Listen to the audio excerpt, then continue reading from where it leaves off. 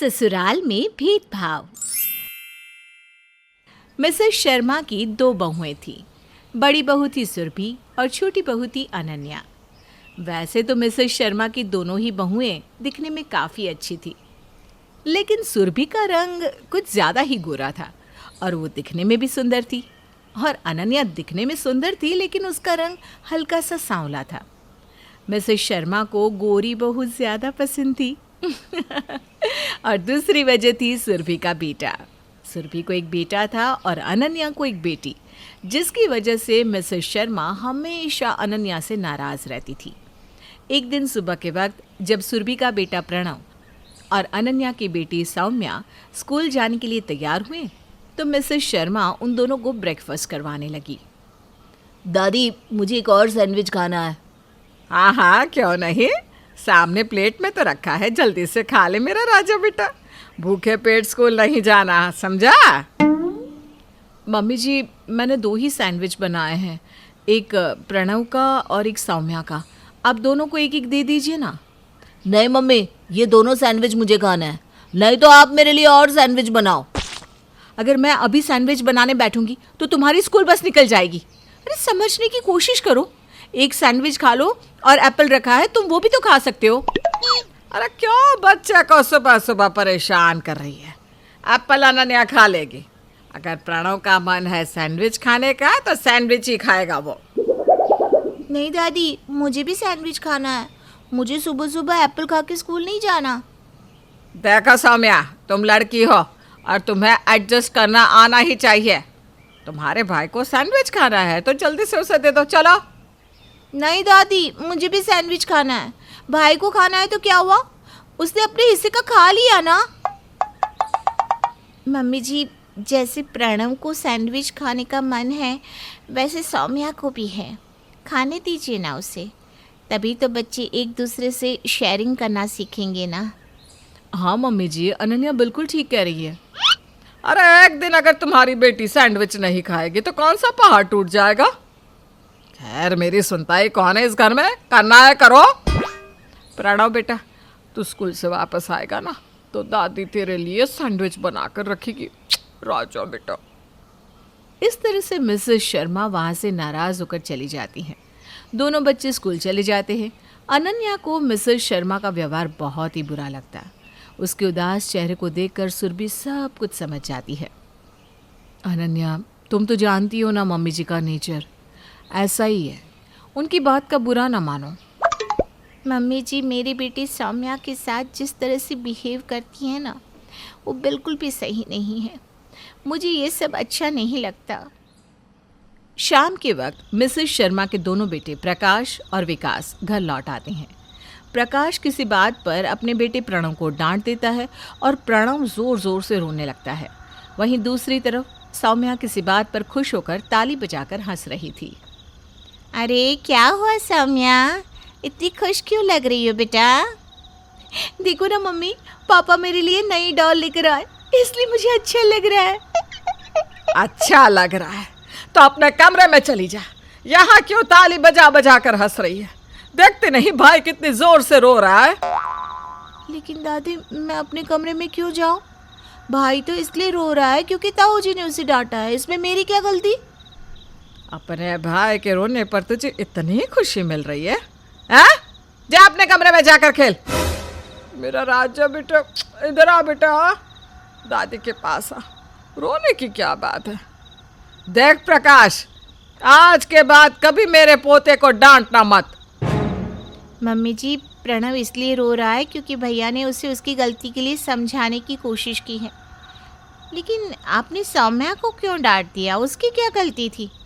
अगर वो हंस रही थी तो इसमें गलत क्या है? हाँ मम्मी, अनन्या ठीक कह रही है, आपको सौम्या को इस तरह से डांटना नहीं चाहिए था।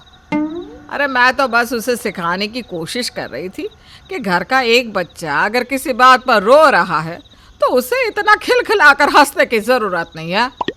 दादी, लेकिन मैं सौम्या से नाराज़ नहीं हूँ, मुझे तो पापा ने डांटा था इसलिए रो रहा हूँ। पापा और चाची ठीक ही कह रहे हैं, आपको सौम्या को डांटना नहीं चाहिए था। सॉरी पापा, अब मैं नहीं रोऊंगा।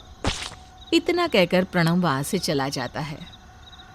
मम्मी देखो, बच्चे भी सबको समझते हैं और आप है कि कुछ समझने की कोशिश ही नहीं करती। तुम सबके सब लोग मिलकर बस मुझे ही समझाने की कोशिश किया करो।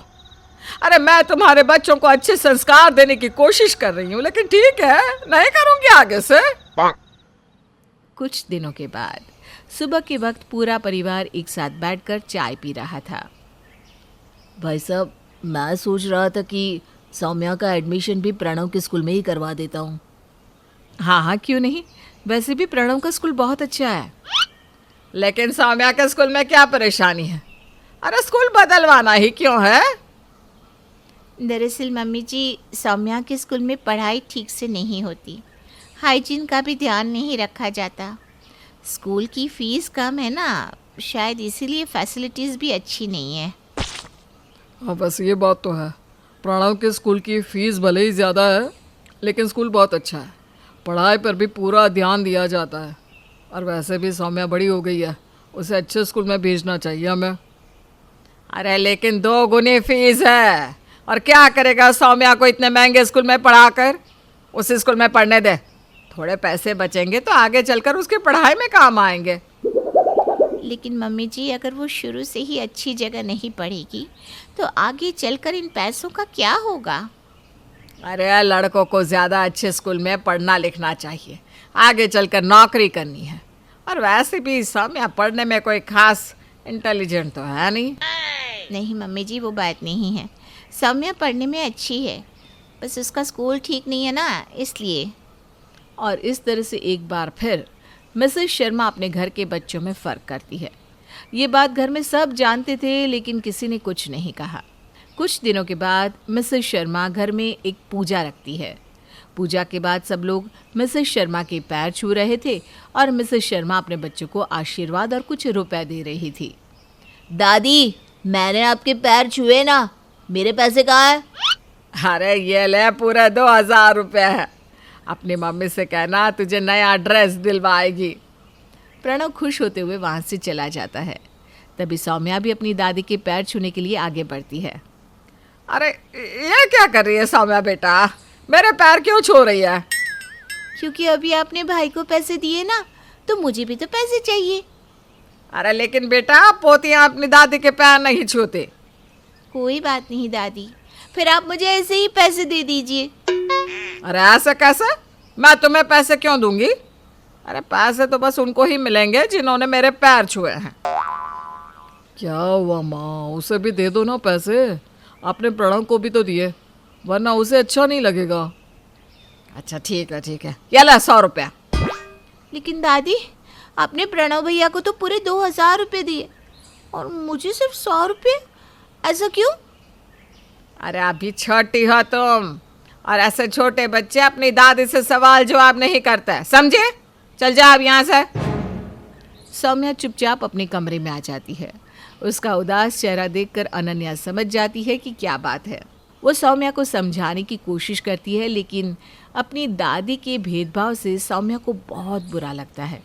घर के सब लोग मिसेस शर्मा को बच्चों में भेदभाव नहीं करने के लिए कहते हैं, लेकिन उनको कोई बात समझ में नहीं आती।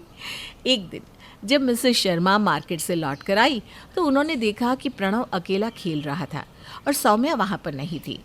मिसेस शर्मा ने चॉकलेट का एक बड़ा सा पैकेट प्रणव को दिया। दादी, ये मेरे लिए है, क्या है ये? अरे तेरे लिए है, और नहीं तो क्या। जा चुपचाप इसे छुपा कर रख ले, अपने पास रखना। और हाँ, उस सौम्या को देने की ज़रूरत नहीं है, ठीक है? सौम्या दरवाजे के पीछे से छुपकर ये सब देख रही थी। उसे अपनी दादी की बात बिल्कुल भी अच्छी नहीं लगी। शाम के वक्त मिसेस शर्मा ने एक छोटी सी टॉफ़ी सौम्या को दे दी। सौम्या सब जानती थी, इसलिए वो उदास हो गई और उसने सारी बात अनन्या को बता दी। अनन्या अपनी सास के बर्ताव से बहुत दुखी थी। जिस तरीके से मिसेस शर्मा अपने पोते प्रणव और अनन्या की बेटी सौम्या के अंदर भेदभाव किया करती थी, वो बात अनन्या को बहुत तकलीफ देती थी। वो चुपचाप सब कुछ सहती जा रही थी। कुछ दिन के बाद मिसेस शर्मा मार्केट से लौट कर आई तो उनके हाथ में बड़े बड़े पैकेट्स थे। अरे मम्मी जी, आज तो लगता है बहुत सारी शॉपिंग करके आई हैं आप। अरे हाँ बेटा, बच्चों के स्कूल की छुट्टियां शुरू होने वाली है ना, और तुम दोनों बहुएं अपने मायके जाओगी तो सोचा कुछ ले आती हूँ। लेकिन मम्मी जी, इतनी सारी शॉपिंग करने की क्या ज़रूरत थी? अब मेरे बच्चे अपनी नानी के घर जाएंगे तो क्या ऐसे ही चले जाएंगे हैं? नए कपड़े लेकर आई हूँ। अपने मायके में जाकर बच्चों को नए नए कपड़े पहनाना, उन्हें भी तो पता चले कि मेरे पोते पोती किसी से कम नहीं है। Thank you so much mummy ji, आप बच्चों का कितना ख्याल रखती हैं। ओहो ये लो बहू, ये प्रणव के कपड़े हैं, देखो तुम्हें पसंद आए या नहीं। अनन्या चुपचाप अपनी सास की तरफ देखे जा रही थी। मिसेस शर्मा ने शॉपिंग के ज़्यादातर पैकेट सुरभि को पकड़ा दिए थे और एक छोटा सा पैकेट उन्होंने अनन्या को दिया। ये लो, इसमें एक हेयर बैंड और कुछ क्लिप्स है। तुम भी तो अपने मायके जाओगी, मैंने सोचा सौम्या के लिए ले आती हूँ। दादी, आप प्रणव भैया के लिए इतने सारे ड्रेसेस लेकर आई हैं और मेरे लिए कुछ नहीं लेकर आई। अरे जानती भी हो, प्रणव भैया जब अपने नानी के घर जाता है ना तो भर भर कर गिफ्ट लाता है सबके लिए। अब तुम तो अपने नानी के घर से कुछ लाती नहीं, तो तुम्हें किस बात का गिफ्ट दूं मैं? लेकिन दादी, इसमें मेरी क्या गलती है? ये तो नानी की गलती है। आपको तो मेरे लिए कपड़े लाने चाहिए थे। कुछ दिनों से देख रही हूँ बहुत बोलने लगी है। अपनी मम्मी से बोल, वो करेंगी तेरे लिए शॉपिंग। और वैसे भी प्रणव इस घर का इकलौता पोता है, वो कहीं भी जाए तो अच्छा दिखना चाहिए। दादी, इसका मतलब आप मुझे बिल्कुल प्यार नहीं करती। आज के बाद मैं कभी आपको अपनी दादी कहकर नहीं बुलाऊंगी। कितने बदतमीज हो गई है, अपनी दादी से ऐसे बात करते हैं। अनन्या, कुछ सिखाओ इसे, सिर्फ महंगे स्कूल में पढ़ाने से कुछ नहीं होगा। मम्मी जी, आप कैसी बात कर रही हैं? सौम्या छोटी बच्ची है, वो कुछ नहीं समझती। आप उसके लिए गिफ्ट नहीं लेकर आए ना, इसलिए वो नाराज़ हो गई। अब बच्ची के सामने तुम अपनी सास से जबान लड़ाओगी हैं? अरे मेरी मर्जी, जिसके लिए चाहूँ गिफ्ट लेकर आऊँ, जिसके लिए ना चाहूँ ना लेकर आऊँ। वैसे भी मैं सारा हिसाब किताब लगाकर ही कोई काम करती हूँ, समझी? इतना कहकर मिसेस शर्मा वहाँ से उठकर चली जाती है। लेकिन उनके इस बिहेवियर की वजह से अनन्या बहुत दुखी हो जाती है। वो समझ चुकी थी कि उसकी बेटी के ऊपर अपनी दादी के इस भेदभाव करने वाले व्यवहार का बहुत ही गलत असर पड़ रहा था, और इसीलिए शाम के वक्त जब विकास ऑफिस से लौट कर आता है तो अनन्या अपने कमरे में उससे बात करने की कोशिश करती है। क्या हुआ अनन्या, इतनी उदास क्यों लग रही हो? बात ही ऐसी है विकास, मम्मी जी तो समझने के बजाय दिन पर दिन और ज़्यादा अपनी हरकतें करने लगी है। आज उन्होंने सौम्या को बहुत गलत बात कह दी। मैं जानता हूँ अनन्या, मम्मी जो कुछ भी कर रही है वो सही नहीं है, लेकिन मैं कर भी क्या सकता हूँ? देखो विकास, मैं तो अपनी माँ के घर जा रही हूँ और जब तक मैं लौट कर आऊँ आप मेरे लिए कोई दूसरा घर ढूंढ कर रखेंगे। मैं किराए के घर में रह लूँगी, लेकिन अपनी बच्ची को ऐसे माहौल में नहीं रखूँगी जहाँ पर उसके साथ भेदभाव होता हो। अरे ये तुम कैसे जिद कर रही हो, ऐसा नहीं करते। मैं जो भी कह रही हूँ सच कह रही हूँ विकास। मैं अपनी माँ के घर जा रही हूँ और लौटकर मैं इस घर में नहीं आऊँगी और मेरी बेटी सौम्या किसी दूसरे घर में रहेगी। इतना कहकर अगले दिन अनन्या अपने मायके चली जाती है और जब वो लौट कर आती है तो अपने किराए के घर में जाती है। मिसेस शर्मा को जब अनन्या के किराए वाले घर का पता चलता है तो वो बहुत नाराज़ होती हैं। अरे विकास बेटा, तुझे अपनी बीवी को समझाना चाहिए था ना, यह क्या तरीका है, अलग से घर किराए पर लेकर रहने लगी। अरे यहाँ क्या रहने के लिए जगह नहीं है? मैंने उसे समझाने की बहुत कोशिश की मम्मी, लेकिन उसका कहना था कि आप प्रणव और सौम्या में बहुत भेदभाव करती हैं, इसकी वजह से वो अब इस घर में नहीं रहना चाहती। मम्मी जी, वैसे बात तो सही है, आप प्रणव को बहुत प्यार करती हैं, लेकिन सौम्या को। तुम चुप रहो बहू, अब मैं तुम्हारे बेटे से प्यार करती हूँ ये बात भी तुम्हें अच्छी नहीं लगती क्या? सुरभि चुप हो जाओ ना, हम इस बारे में बाद में बात करेंगे। मिसेस शर्मा नाराज़ होकर अपने कमरे में चली जाती है। लेकिन सौम्या के जाने के बाद प्रणव घर में अकेला अकेला खेलता है। अकेले रहने की वजह से उसका मन भी नहीं लगता और वो बात बात पर रोने और चिल्लाने लगता है। अपने पोते को इस तरह परेशान देखकर मिसेस शर्मा को कुछ भी समझ में नहीं आता। अरे सुरभि, मुझे लगता है इसे किसी डॉक्टर को दिखा कर लाओ, इसके शरीर में कोई तकलीफ है, बात बात पर रोने लगता है मेरा बच्चा। नहीं मम्मी, मुझे लगता है कि इसे कोई प्रॉब्लम नहीं है। जब से सौम्या गई है तब से इसका मन नहीं लगता और इसी वजह से ये चिड़चिड़ा हो गया है। अरे जाने देना सौम्या को, उसके जाने के बाद कोई भी बात बात पर कंपैरिजन करने वाला नहीं है। मैं इसको प्यार करती हूँ, उसको नहीं करती। अरे लड़कों को लड़कों की तरह प्यार किया जाता है और लड़कियों को लड़कियों की तरह, लेकिन मेरी बात तो कोई समझता ही नहीं। मिसेस शर्मा अपनी बहू सुरभि की कोई बात नहीं सुनती और एक दिन अचानक शाम के वक्त प्रणव अपने घर से गायब हो जाता है। मम्मी जी, प्रणव पता नहीं कहाँ चला गया। मैंने उसे पूरे घर में ढूंढ लिया लेकिन उसका कोई आता पता नहीं है। कहाँ गया होगा मेरा बच्चा? मैंने भी बाहर पूरा पार्क छान मारा लेकिन प्रणव वहाँ भी नहीं है। पता नहीं वो कहाँ चला गया है। तुम कैसे बातें कर रहे हो? जल्दी मेरे बच्चे को ढूंढ कर लाओ, पुलिस में रिपोर्ट करवाओ। कहीं कोई उठा कर तो नहीं ले गया मेरे पोते को? इतना सुंदर पोता है मेरा, जरूर किसी की बुरी नजर लगी होगी। काफ़ी देर तक वो लोग प्रणव को चारों तरफ ढूंढने लगते हैं। थोड़ी देर बाद वो लोग देखते हैं कि प्रणव अपनी चाची अनन्या और सौम्या का हाथ पकड़कर घर की तरफ चला आ रहा था। मम्मी जी, भाभी, ये प्रणव हमारे घर आ गया था। मैंने सोचा आपको कॉल कर देती हूँ लेकिन प्रणव ने मुझे ऐसा करने से मना कर दिया। प्रणव मेरा बच्चा,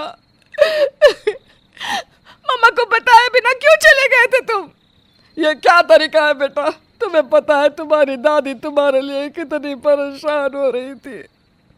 लेकिन दादी, मुझे यहाँ नहीं रहना है। मैं सौम्या के साथ रहना चाहता हूँ, अपनी बहन के साथ। अरे ये कैसी जिद है प्रणव? तुम्हारी बहन खुद ये घर छोड़कर चली गई है ना, अब तुम्हें उसके साथ क्यों रहना है? दादी, आप मेरी बहन को प्यार नहीं करती थी इसीलिए वो ये घर छोड़कर गई है। आप हमेशा मेरे लिए महंगे महंगे गिफ्ट और चॉकलेट लेकर आती थी और सौम्या के लिए कुछ भी नहीं, जबकि वो मेरी बहन है। अगर आप ऐसा करेंगे तो मैं आपके साथ नहीं रहूँगा। माफ़ करना मम्मी जी, प्रणव खुद ही मेरे पास आ गया था, लेकिन अब आपका पोता आपके पास है। आप इसे यहीं पर रख लीजिए। मैं अपनी सौम्या को लेकर यहाँ से चली जाऊँगी।